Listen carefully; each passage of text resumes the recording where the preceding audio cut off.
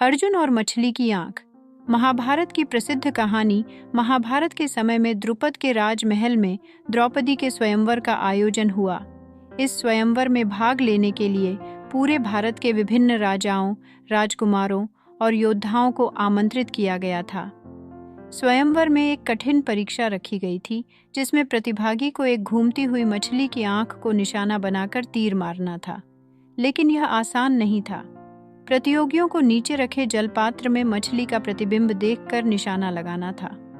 स्वयंवर का आयोजन द्रुपद ने इस परीक्षा की घोषणा करते हुए कहा, जो योद्धा इस कठिन परीक्षा को पूरा करेगा वही मेरी पुत्री द्रौपदी का वर बनेगा।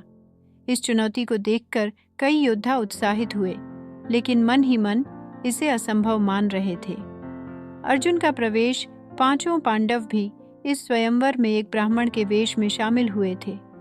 जब स्वयंवर प्रारंभ हुआ तो कई राजाओं और योद्धाओं ने प्रयास किया, लेकिन कोई भी मछली की आंख को निशाना नहीं बना सका। किसी का तीर गलत दिशा में चला गया तो कोई मछली के प्रतिबिंब को ही सही ढंग से देख नहीं पाया। जब सभी विफल हो गए तो अर्जुन ने ब्राह्मण वेश में मंच पर जाने का निर्णय लिया।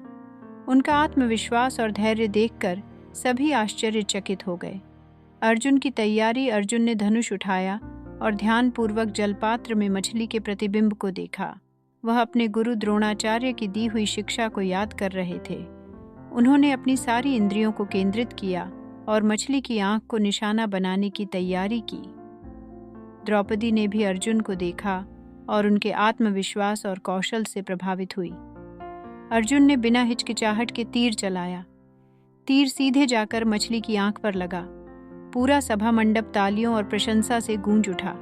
द्रौपदी का चयन, अर्जुन की इस विजय ने उन्हें द्रौपदी का वर बना दिया। यह घटना न केवल अर्जुन के कौशल और ध्यान का प्रमाण थी, बल्कि यह भी दर्शाती थी कि सच्ची लगन और केंद्रित ध्यान से असंभव को भी संभव बनाया जा सकता है। नैतिक शिक्षा। यह कहानी हमें सिखाती है कि यदि हम अपने लक्ष्य पर पूरी तरह ध्यान केंद्रित करें और आत्मविश्वास के साथ प्रयास करें तो हम किसी भी चुनौती को पार कर सकते हैं। सफलता केवल कौशल से नहीं, बल्कि धैर्य और समर्पण से भी मिलती है।